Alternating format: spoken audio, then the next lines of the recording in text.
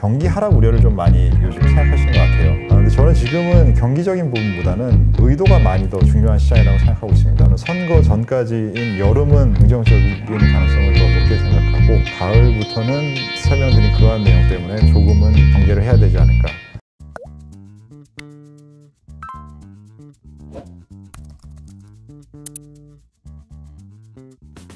자, 오종태 이사님 오셨기 때문에 뭐 시장 이야기도 안 하고 그냥 보내드릴 수가 없어서 네. 요즘에 이제 시장 보시면서 어떤 생각하시는지 좀 여쭤보고 싶습니다. 네, 시장은 지금 사람들이 저는 조심하고 있느냐, 조심하고 안 있느냐가 굉장히 중요한 기준 중에 하나라고 생각해요. 지금은 뭐 미국 시장이 역사상 고점을 넘었던 것도 계속적으로 몇 번을 그랬었고 그 구간에 아직 있기 때문에. 근데 지금 제가 보기에는 시장은 굉장히 조심스럽습니다. 사람 투자자들의 접근이 그 부분은 그 금리의 움직임에 따른 채권 시장의 움직임도 굉장히 조심스럽고요. 6개월 전만 생각해봐도 굉장히 앞선 움직임을 채권 시장이 많이 가고 있었잖아요. 여러 번 금리 인하를 할 것이라는 기대도 많이 했었고. 연초에요, 그죠? 연초에요. 예. 근데 지금은 그러지 않고 있습니다. 굉장히 신중한 모드를 가지고 있고, 그리고 위험 자산으로의 자금이 연초나 1년 전보다 극단적으로 강하지도 않고, 그리고 주식시장에서도 움직임이나 이슈에 대해서 지속성이 예전처럼 뭐 지나치게, 이번에도 지금 밈스탁이 움직이고 있는데 최근에 맞아요. 지난번에 밈스탁이 움직였을 때보다는 훨씬 조심스럽고 강도도 약해요. 이건 사람들이 조심을 하고 있다는 거거든요. 근데 이 상황에서 그럼 가장 경기에 대한 부분들을 조심하시는 분들 혹은 좀 위험한 것을 많이 생각하시는 분들은 경기 하락 우려를 좀 많이 요즘 생각하시는 것 같아요. 미국의 소비들도 좀 약해지는 부분이 나오고, 맞아요. 실업률도 약간 톤다운 되는 부분이 나타나니까. 근데 저는 지금은 경기적인 부분보다는 의도가 많이 더 중요한 시장이라고 생각하고 있습니다. 의도가 중요하다. 네, 의도는 당연히 미국의 선거고요. 아하. 미국의 선거에 관련된 민주당의 재정정책과 통화정책의 방향성이 지금 민주당의 승리를 위해서 최선의 노력을 하고 계신 것 같아요. 그렇기 때문에 그 부분에 정책 변동성이 없다라고 하면 지금은 시장을 조금 더 긍정적으로 볼 수 있는 패드의 금리 인하에 대한 기대, 그리고 그 재정정책이 강도가 강해지면서 경기에 대한 부분에 플러스 값을 줄 수 있는 부분, 그 상태에서 고용에 대한 부분이 톤다운이 된다면 인플레이션에 대한 그러한 너무 지나치게 다시 올라갈 부분에 대한 걱정을 좀 안 해도 될 수 있는 그러한 가능성들이 조금 더 높아 보여서 선거 전까지는 저는 시장이 조금 더 미국 시장 기준으로 고점을 한 번 더 경신할 수 있는 가능성이 있는 시장이라는 생각을 하고 있고요. 네. 반대로 시장이 선거 이후에도 계속 갈 수 있느냐라는 생각은 조금 안 하고 있습니다. 아, 그래요? 왜냐하면 선거가 딱 결정이 되면 확률은 두 가지죠. 트럼프가 되거나 바이든이 되거나. 그렇죠. 두 가지인데, 트럼프가 된다라고 하면 기존의 정책을 많이 손보고 수정하고 변화시킬 겁니다. 그리고 민주당의 바이든이 된다라고 하면 지금 100m 달리기처럼 계속 달려오다가 이제 결승점 통과한 거거든요. 그럼 그 다음 100m 바로 달리지 않습니다. 쉬어야죠. 예. 그렇기 때문에 정책의 방향성이 바뀌지는 않았지만 속도가 떨어지면 그 부분은 시장에서 그렇게 좋아하는 상황은 아닐 거예요. 그렇기 때문에 선거를 기간이 가까워지는 것 자체가 누가 대통령이 되든 간에 부담스러운 상황을 투자자들한테는 떠올리게 할 수 있어서 저는 선거 전까지인 여름은 긍정적인 가능성을 더 높게 생각하고, 가을부터는 설명드린 그러한 내용 때문에 조금은 지금보다는 조금 경계를 해야 되지 않을까라는 생각으로 보고 있습니다. 큰 틀에서 보면은 이제 선거를 중점으로 이야기를 해주셨고, 선거 이전까지는 기대감이나 이런 부분들이 커질 수 있다. 그런데 선거 이후에는 좀 누가 되든지 간에 불확실성이라든지 정책을 추진하는 그런 강도가 약해진다든지 이런 게 좀 부담일 수 있다. 근데 이제 또 보면은 다른 한편으로 보면 선거라는 것은 불확실성이잖아요. 그렇죠. 그러니까 이 불확실성이라는 것이 가장 극대화되는 시점이 언제일지가 또 중요할 것 같아요. 이게 트럼프가 될지 바이든이 될지 모르겠다. 이런 불확실성 때문에 일단 주식은 팔고 좀 기다렸다가 확실해지면 사자. 이런 흐름이 나올 수도 있잖아요. 그렇죠. 그게 기존에 많은 사람들이 선거 이전에 트럼프의 당선이라는 그 너무나 생각하지 않았던 정치 이벤트가 발생하면서 그쵸. 그때부터 사람들이 그 민감하게 된 그런 맞아요. 부분이고요. 제가 설명드린 부분은 그 부분 때문에 많이 민감해졌는데 그 방식이 핵심이 아니라 그냥 누가 되느냐가 아니라 그냥 선거 시점 자체인 타임 스케줄로 이 이슈를 바라봐야지 누가 되느냐라는 이벤트로 바라보지 말아라 라고 하는 게 제가 설명드린 내용이죠. 알겠습니다. 그 연준의 정책에 대한 질문도 좀 드려야 될 것 같아요. 네. 이제 이 연준이 이제 금리를 올리냐 내리냐 막 이런 얘기를 이제 하다가 지난주까지만 하더라도 네. 야 이게 금리 인하 올해 없겠다까지 갔다가 네. 이제 이번 주 들어서 또 다시 9월이다 이런 식으로 바뀌었어요. 네.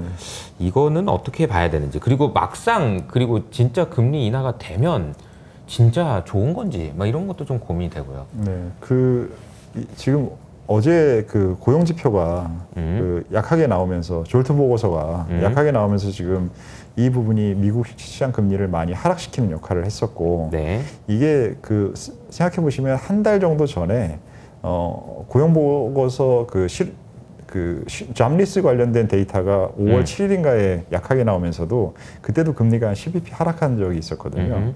그런 식으로 지금 채권 시장의 가장 민감한 부분은 고용입니다. 이 물가가 아니라는 얘기예요. 인플레이션 데이터가 아니라 고용 데이터에 대해서 지금 많이 가장 크게 반응을 하고 있어요. 그러면 고용 데이터와 인플레이션 데이터라는 두 가지 중에서 무엇이 더 정부에서 영향을 크게 줄 수 있는 데이터냐고 하면 고용에 대한 데이터에 영향을 더 크게 줄 수 있습니다. 왜냐하면 정부에서 직접 고용하는 부분들이 있기 때문에 그 숫자를 조율하면, 그래서 상반기 때도 생각보다 고용이 약해졌을 때 그 정부에서의 데이터가 많이 떨어지면서 1분기 GDP까지도 약해졌었잖아요. 네. 그러니까 이런 식으로 이게 의도가 시장의 핵심 변수라면 정부에서 컨트롤할 수 있는 데이터가 더 변수라는 얘기는 의도를 더 실행시킬 수 있는 가능성을 높게 판단해야 되고, 그 부분이 시장의 플러스 값이라면 시장에 대한 기대를 유지해야 되는 그러한 생각을 해볼 수 있다는 것이고요. 그래서 지금 페드를 물어보셨지만 제가 주로 지금 재무부에 관련된 답변을 드린 게, 저는 지금 그게 원팀이라고 생각해요. 그 두 개가 원팀으로 움직이기 때문에 그 두 개의 팀이 여름에는 좋은 쪽의 데이터를 많이 만드는 그러한 정책 방향성을 유지하려고 노력할 거라고 생각하고 있습니다. 금리는 인하, 그다음에 재정 정책은 강화. 말씀을 이렇게 하셨지만 이거 뭔가 좀 더 나아가서 더 직설적으로 얘기하면 일부에서 이제 이야기하고 있는 조작 아니야 이거? 뭐 저기 뭐야? 뭐 이거 뭐야 이거? 막 이런 식으로까지 얘기할 수 있는. 그러니까 이제 연준이 정치적으로 중립이다 뭐 이런 얘기를 많이 하고 그렇지만, 아니 뭐 비판적으로 보시는 분은 이렇게 얘기하시는 분도 꽤 있어요 요즘에는. 그러니까 이제 고용지표가 하필 왜 또 이렇게 안 좋아? 알고 봤더니 정부에서 사람 안 뽑았구만. 뭐 이런 식의 이제 해석인 거죠. 네. 근데 조작과 조작 아닌 것은 어떻게 구분할 수 있을까요? 그리고 그게 조작과 의도라는 것은 어떤 선을 넘어야 어느 선부터는 의도고 어느 선부터는 조작이라고 얘기했을까요? 제가 생각하기에는 그 포지션을 갖고 있는 상태에 도움이 되면 의도고요. 그 포지션에 도움이 안 되면 조작이에요. 그것은 시장을 더 지금 긍정적인 보는 사람이 많다라고 하면 아마 의도라는 표현이 더 시장에서 많이 보일 거고요. 시장에 대해서 내가 불편해가지고 좀 줄여놨는데 조심하고 있는데, 그러면 아마 조작이라는 표현이 더 많이 나올 겁니다. 근데 제가 보기에는 조작이라는 표현이 적지 않은 게 처음에 투자자들이 지금 그렇게 조심하고 있다라고 표현을 드린 이유이기도 합니다. 연준이 해야 되는 역할이 크게 두 개잖아요. 고용 안정과 인플레, 물가 안정. 근데 이제 물가보다 지금 고용 시장이 훨씬 더 영향을 주고 있다는 얘기는 고용이 망가지는 걸 막는 데 영향을 더 고민을 많이 해야 된다는 얘기고, 그 얘기는 막 금리를 더 올리고 막 이런 얘기보다는 그런 이야기가 일 수 있고, 이것이 사실 시장에는 긍정적인 영향을 줄 수 있다라는 생각인 것 같은데, 근데 이제 만약에 이제 경기가 좀 둔화될 것 같으니까 금리를 내리는 거는 이제 뭐 보험성 금리 인하라고도 얘기하고, 그래서 주식시장에 뭐 좋을 수도 있을 것 같은데, 만약에 경기가 이렇게 이렇게 돼버리면 어떻게 되는 건가요? 그 경기라는 단어 자체가 지금 양극화도 너무 심해지고 AI 쪽에 관련된 기업들의 움직임과 나머지의 그 서로 간의 상황 차이가 너무 커서 경기라는 단어는 전체 경제라는 것을 표현하는 용어였는데 그 경기라는 용어 자체가 표현하는 그 정체성이 흐려지고 약해졌어요. 옹호해졌어요. 맞아요. 그렇기 때문에 이 경기라는 단어 자체도 저는 얘가 뭘 정확하게 얘기하는지 사람마다 너무 달라져서 중요한 그러한 용어라고 생각되지 않습니다. 그거마저도 이제 안 중요해졌군요. 네. 그런 생각이. 네. 아니 경제라고 얘기. 요즘에 경제 어때? 좋아? 그러면은 뭐 어딜 사람마다 보고 너무 느낌이 다르니까요. 이게 이 대표적으로 요즘 그 이 대표님하고 저는 이게 많이 쓰는 우리 세대에서 많이 쓰는 용어일 텐데 MZ 세대는 어때? MZ 세대 어때라는 거 없어요. MZ 세대는 다 달라요. 그렇죠. 그렇기 때문에 MZ 세대는 어떤 게 없는데 자꾸 거기다 대고 MZ 세대는 이럴 것 같다라고 저럴 것 같다라고 자꾸 쓸데없는 거 붙이고 있는 거예요. 저들은 그게 아닌데 각자 다른데. 그러니까요. 네, 그 똑같은 짓 하고 있는 거예요.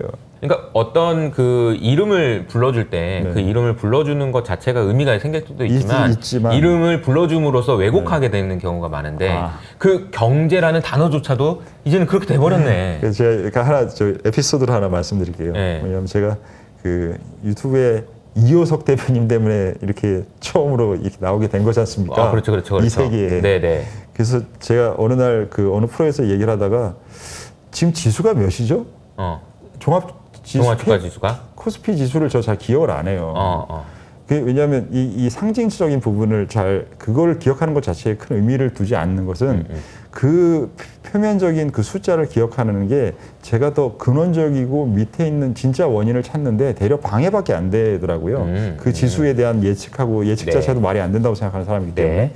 그래서 기억 체계를 잘 안 하는데 최근에 제가 저희 집에서 얘기하다가 집사람한테 엄청 혼났거든요. 왜요? 수시랑 정시가 그 수시가 뭐고 정시가 뭐였지? 이랬다가 도대체 애들 학교 간 지 얼마나 됐다고 아빠가 그걸 모르고 있냐고 막 혼났는데 그게 저는 용어에 대한 그러니까 이게 학교에서 성적을 바탕으로 하고 마지막에 시험 보고 그건 알죠. 근데 그 용어를 잘 기억을 안 하는 게 그 용어에 대한 기억을 너무 많이 하면 그 용어 밑단에서 진짜의 이유를 생각하는데 에너지를 쓸 게 줄어든다고 생각하거든요. 그러니까 진짜 아이들이 어떻게 학업이라는 것이나 교육이라는 것에 저는 이런 쪽에 대한 관심이 더 많지 이걸 어떻게 시험 봐서 저렇게 시험 하는 거 알고는 있어요. 내신으로 하고 뭐 하고 아는 근데 그 이름 자체에 대한 부분에 기억력을 많이 안 써서 잘 까먹어요. 그러니까 지금 종합지수 몇이지? 코스피 지수 몇이지? 코스닥 몇이지? 코스닥 아세요? 잘 모르잖아요. 이런 것들 잘 기억 안 하고 있단 말이에요. 근데 그거는 이제 형수님은 이렇게 얘기하시지 않을까요? 저희 나이 들어가지고 기억력 떨어진 거 가지고 별소리 다 하고 있네. 이렇게 얘기하시지 않았을까? 혼났습니다. 그런 생각이 좀 드는데. 아니, 근데 어쨌든 이제 경기라는 그 이코노미, 경제 이런 얘기가 과거에 생각했던 거랑은 우리가 생각하는 것도 많이 달라졌고 구조도 달라져서 잘 이제 해석하기 좀 쉽지 않다 이런 생각을 좀 하게 되는 것 같고 그래서 이런 양극화를 만든 것도 결국은 또 AI가 아닐까 싶고 또 그래서 AI가 앞으로 어떤 방향으로 가느냐에 따라서 우리 투자도 바뀔 것 같다는 생각이 들어요. 저는 AI와 함께 그 패권 전쟁이 적지 않은 비중이라고 생각하고요. 그 과거의 방식도 안 통하게 하고 새로운 방식이 더 강해지니까 두 측면에서 다 만든 상황입니다. 그래서 지금은 이게 계층 갈등이 아니에요. 기술 갈등이에요. 그러니까 사람들이 아직 기술 갈등이라는 용어를 제가 쓰는 사람은 잘 못 봤거든요. 기술 갈등. 네. 이 새로운 기술을 알고 있는 사람, 다룰 수 있는 사람과 아닌 사람들의 갈등이에요. 그래서 그 부분을 표현하는 게 AI를 잘 사용하는 사람에 의해서 대체되지 AI에 의해서 대체되는 게 아닙니다. 라는 그러한 표현들을 쓰잖아요. 그걸 약간 스무스하게 표현한 표현들인 거예요. 그런 계층 갈등이 아니고 기술 갈등이다. 기술을 쓸 수 있는 사람이냐 여부가 좀 달라진다. 라는 얘기를 해주신 것 같습니다. 투자도 마찬가지인 것 같고요. 이 기술에 대해서 이해를 하는 사람들이 돈을 벌 수 있는 거라서 계속 공부하고 적응해야 될 것 같다는 생각이 들고요. 마지막으로 이제 저희 이효석 아카데미 이제 오랜만에 출연해 주셔서 여러 가지 이야기를 했는데 이제 투자하시는 분들 입장에서는 이제 어떤 생각으로 좀 하시는 게 좋겠다 이런 조언해 주신다면 뭐가 있을까요? 지금은 그 설명드린 대로 가장 방향성이 강한 것은 뭐 최근에 우리나라에서 그 화장품이나 라면 같이 이렇게 수출이 잘 되고 있는 것들의 이익이 증가하면서 주가가 오는 것도 있지만 그런 부분들도 여전히 좀 좋은 상황이고 방향성이 되게 좋지만 가장 세상 전체에 영향을 주는 거는 뭐 설명 안 해도 AI이지 않습니까? 근데 최근에 저는 AI에 관련된 분석들을 보면서 AI 현상이 이 정도면 됐다 뭐 이제는 좀 속도가 느려진다라는 그러한 여러 가지 판단들이 많이 보이는데 저는 그 판단들이 이게 과연 예측 가능한 것일까? 아하. 라는 생각이 사실 들어요. 이게 정말로 크다 큰 변화고 혁명이라는 단어가 어울리고 한다라면 저는 지금 이게 이 정도면 됐다 이런 것들 자체가 예측을 아예 안 하는 부분이 더 맞지 않나 싶고 엔비디아의 이번 분기 실적도 많은 사람들이 더 이상은 이제는 불가능해. 이제 최소한 QOQ, YOY 그로스는 떨어져. 라는 부분들의 기대치를 또 넘겼잖아요. 그러니까 이것이 예측이 안 되는데 예측을 하려고 하기 때문에 거기서 에러가 나는 것 같아요. 그래서 지금의 현재에서 AI에 대한 부분의 포지션을 더 늘리라고 말씀드리는 건 아닌데 줄이는 건 되게 조심하셨으면 좋겠어요. 잘 생각해 보시고 이 잘 생각이라는 건 이게 맞추려고 하는 게 아니라 이게 과연 예측 가능한 문제인가 아닌가 라는 부분에 대한 생각을 해보시길 바랍니다. 네, 이사님이 이야기하신 내용을 가지고 제가 해석을 한다면 이런 것 같아요. 시장이 여전히 조심하고 있기 때문에 네. 흥분할 수도 있을 가능성. 그렇죠.